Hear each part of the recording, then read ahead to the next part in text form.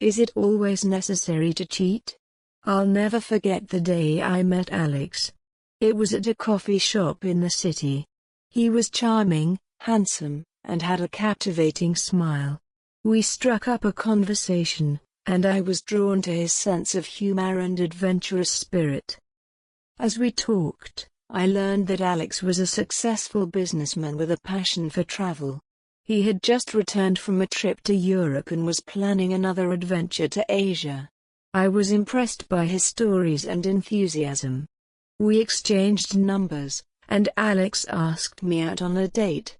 I accepted, and we began a whirlwind romance.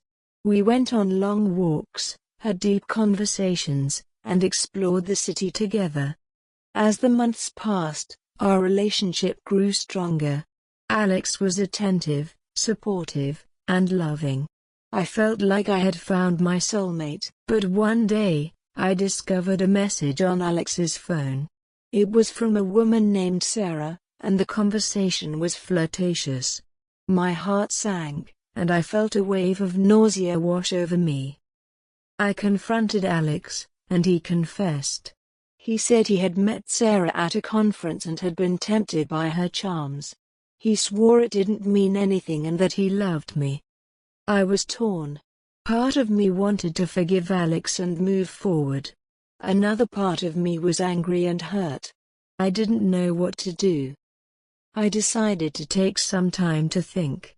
I went on a solo trip to the mountains, hoping to clear my head. As I hiked through the trails, I reflected on our relationship. I realized that Alex's infidelity was a symptom of a deeper issue. He had a fear of commitment and a need for validation. He had been using Sarah to feed his ego. I returned home with a newfound understanding.